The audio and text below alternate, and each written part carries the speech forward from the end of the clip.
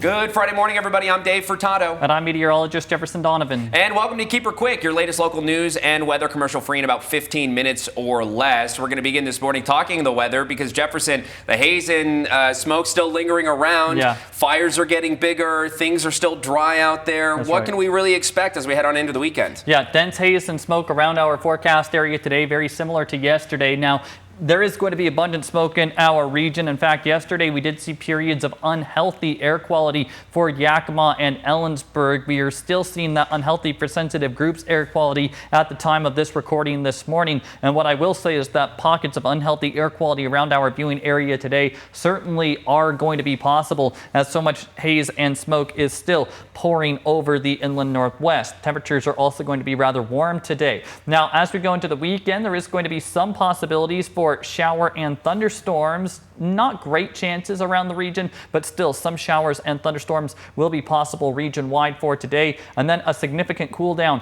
does lie ahead as we get through the weekend and into next week. We'll talk more about these three weather headlines coming up.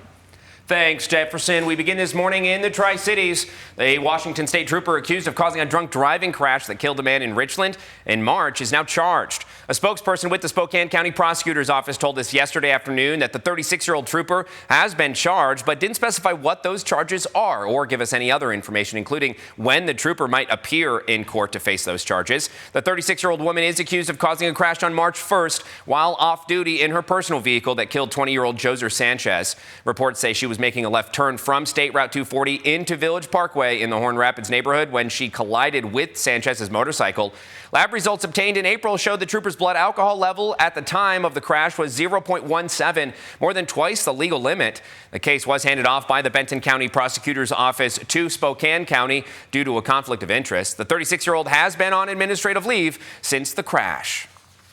And evacuation orders have increased for the Wildcat Fire. The fire is burning west-southwest of Goose Prairie near Bumping Lake.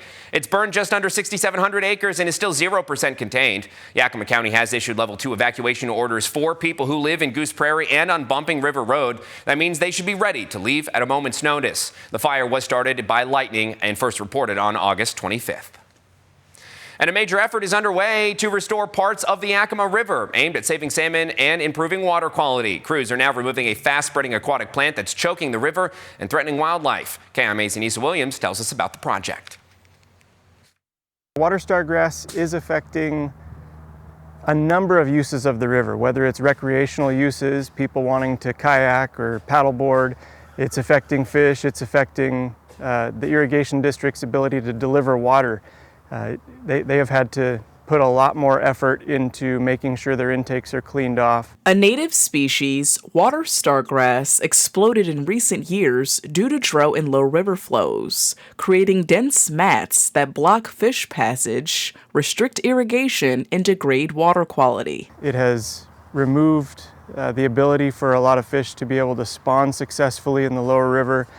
It creates water quality issues with temperature, dissolved oxygen, a number of other things. We anticipate that a lot of the historical spawning areas that are now impacted by water star grass are no longer being used, or at least we're unable to verify anything because it's impossible to see the river bottom there. To restore critical spawning grounds, the Washington Department of Fish and Wildlife, Yakima Nation Fisheries, and their partners have launched a pilot removal project between Prosser and Benton City.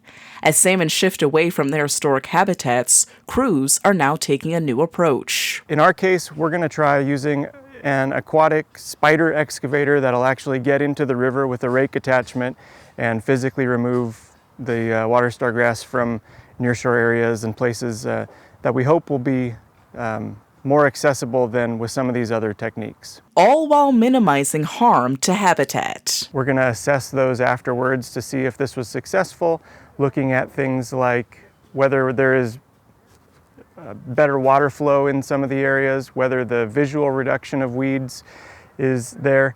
And then we're going to come back and look at whether salmon were able to successfully construct redds in areas where they historically had but haven't been able to in many years. The Washington Department of Fish and Wildlife says water stargrass will remain a long-term challenge, and finding lasting solutions could take years. In terms of our hydrograph for the Yakima River, we know that flow is a big contributor, and we want to see some higher flows that help reset those sediments at the bottom of the river, get some of those root balls out of the way. It's uncertain when we're going to see that because it's the third year of drought, and we're at the mercy of nature to see when we're going to have a good enough water supply to really cut the river loose. KIMA's Anissa Williams, thank you. And the project is expected to wrap up by the end of the month, with crews returning to see if salmon are using the restored areas.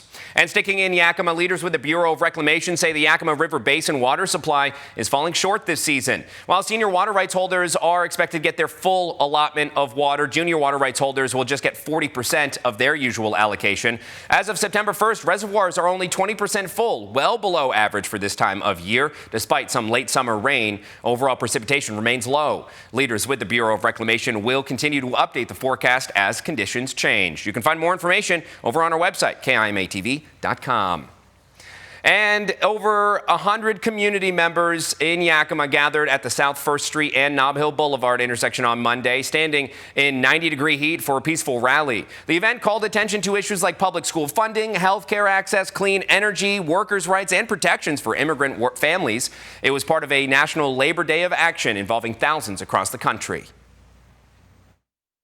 It's about recognizing labor, the labor movements and the workers, people who have really put efforts amount of into the community, helping out the community, making sure everyone has better wages, everybody has better working compensation, people have health care benefits, and making sure that children are not going back into the work field. Now, among those present was Sarah Napi, a local resident who expressed what brought her out. My main message is if you work for a living, you should have something to show for it. And America was built by workers. America relies on workers. And this is not left versus right. This is workers versus owners. And it is about time that we got our fair share. The message from Yakima was clear. Many are still fighting for dignity, fairness, and a future that values people who keep the country running. And with all that smoke expected to stick around a little bit longer, we checked in with our local school districts to learn how it could impact our students.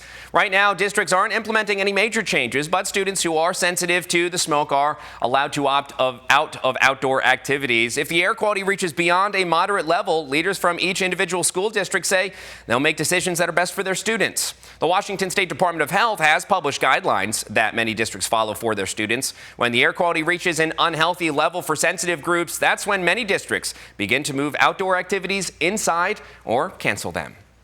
And with that, let's jump right over to meteorologist Jefferson Donovan. Jefferson, we have that smoke and that haze lingering around. I know a couple of times we came pretty close to that unhealthy for sensitive groups. Well, yeah, and we have seen unhealthy for sensitive groups throughout the morning for Yakima and Ellensburg, and yesterday even saw unhealthy air quality. Now let's talk about the haze and smoke forecast for today.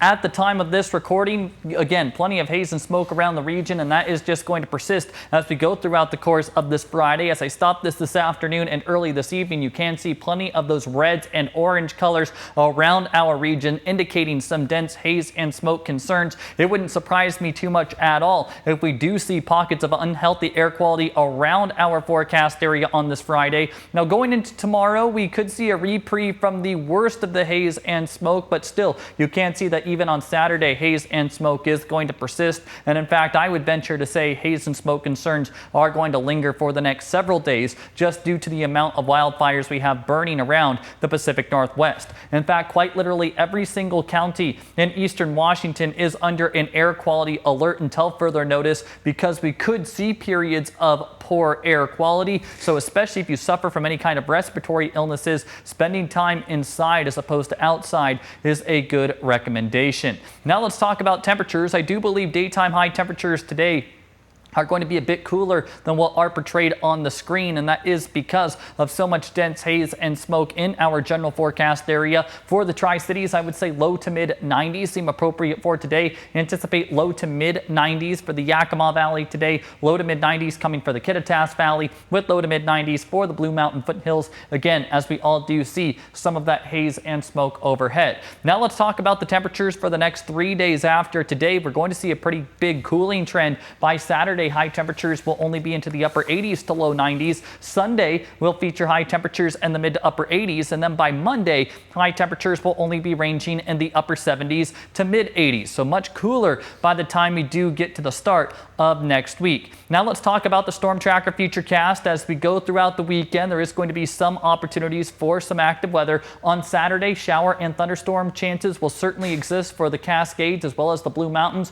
and we can't rule out a slight chance of showers and thunderstorms for the Kittitas and Yakima valleys on Saturday. Also not totally ruling out a slight chance of showers and thunderstorms for the Blue Mountain foothills. As we go into Sunday, there's going to be a much better opportunity for showers and thunderstorms for the Kittitas and Yakima valleys. Also seeing a good chance of showers and thunderstorms for the Cascades as well as the Blue Mountains. Slim chances of showers and thunderstorms will exist on Sunday for the Blue Mountain foothills as well as for the Tri-Cities. As we do progress into Monday, we are going to be looking at good chances of showers and thunderstorms for the Cascades and Blue Mountains once again, with slight chances of showers and thunderstorms around the rest of our region. And then as we go into Tuesday, we are going to be looking at good chances of showers and thunderstorms really region-wide. So we are going to keep an eye on active weather potentially as we go throughout the weekend. Now, while we may have slight chances of showers and thunderstorms here and there this weekend, there is 100% chance of dust and dirt flying at the Rodeo or for the PVR series. And for more on that, I'm going to throw it over to Aiden.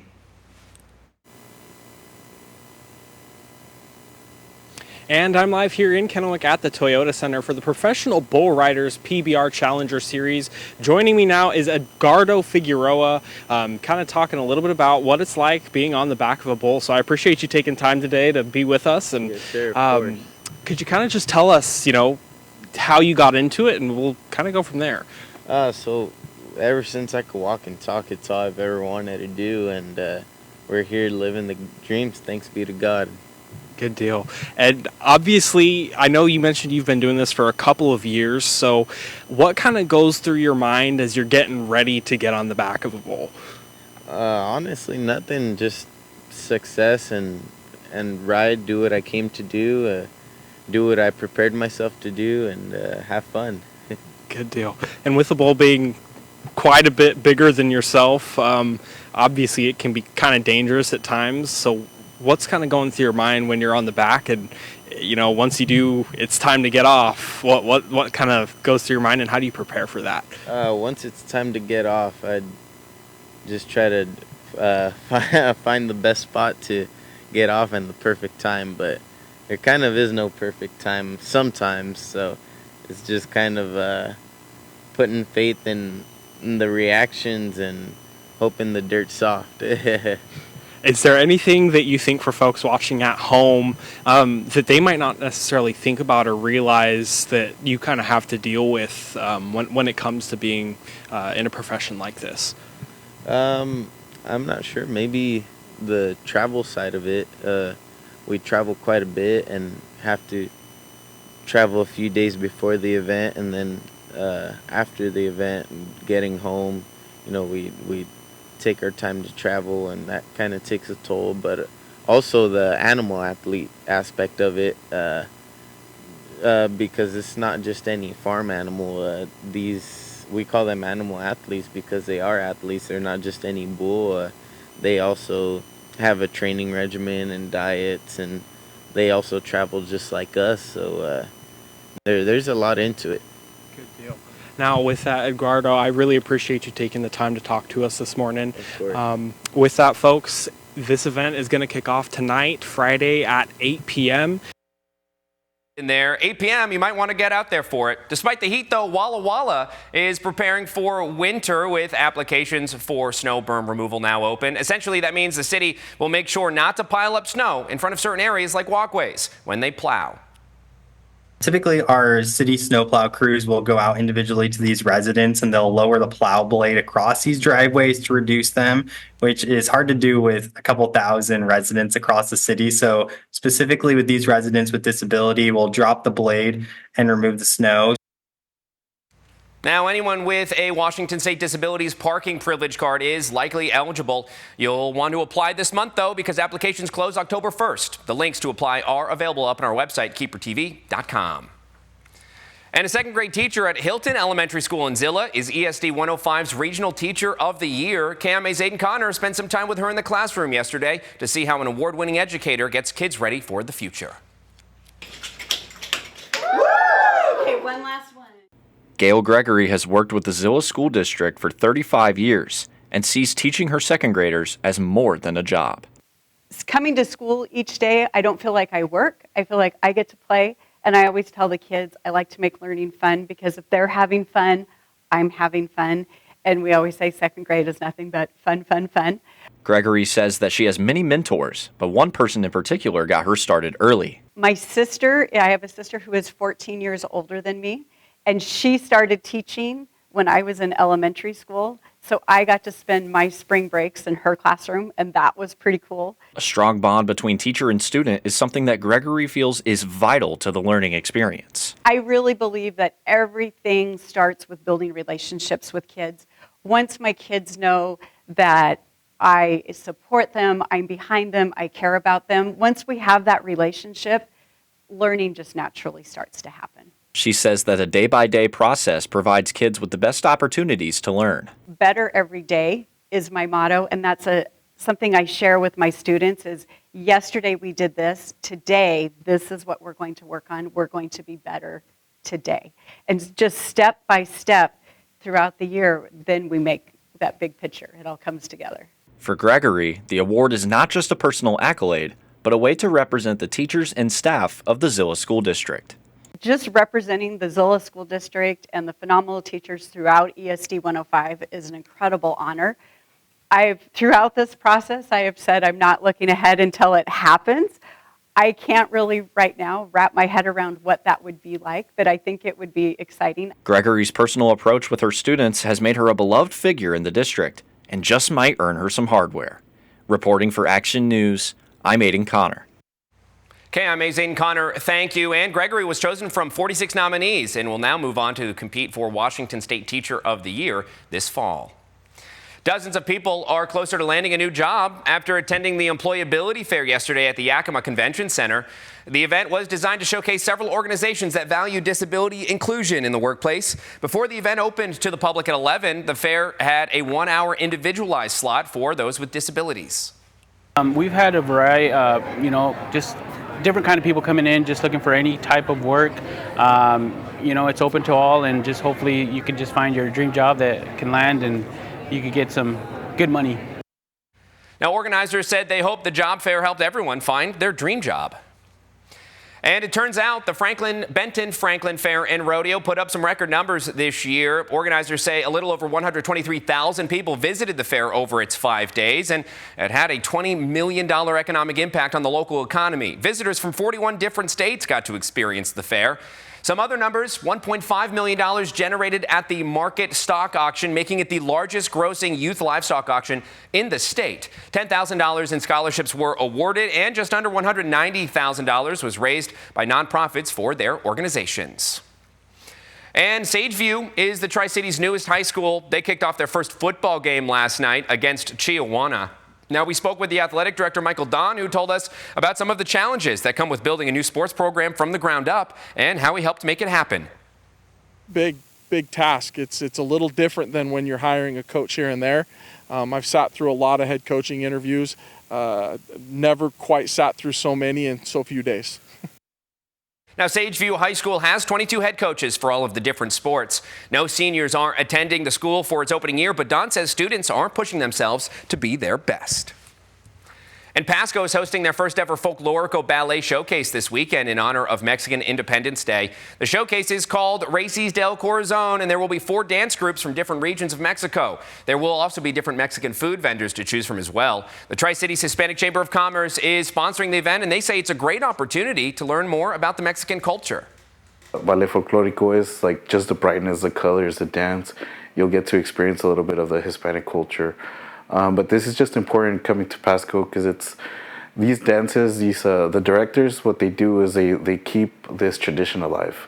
You don't see this all over the place, so they do their best to learn the dances from down there and then bring it here and show the rest of the Tri-Cities. Now, the showcase is this Saturday at Peanuts Park from 3 to 6 p.m. Entry is free. And finally, the popular Tri-Cities coffee shop, currently known as Swig Coffee Bar, has two major announcements. First, a name change from Swig to Swag Coffee. Jarrett Gulliam says the change better reflects who they are as a company. The second announcement is that they're going to be opening a third location in Pasco. One of the challenges is going to be we need to find 15 to 20 people, new employees, and we need to get them trained. And that can serve the community just like everybody's used to when they visit a Swig. Now, the name change is set to take place over the next month, and their new location is scheduled to open sometime in November. In the meantime, though, they're accepting applications for baristas. And that does it for us. Thank you for watching this episode of Keeper Quick. For more local news and weather, you can head over to our websites, KIMA and KeeperTV.com, as well as our Facebook pages. But while you're here, be sure to subscribe to our YouTube channel to keep up with our latest mini newscasts Monday through Friday. Have a fantastic weekend, everybody.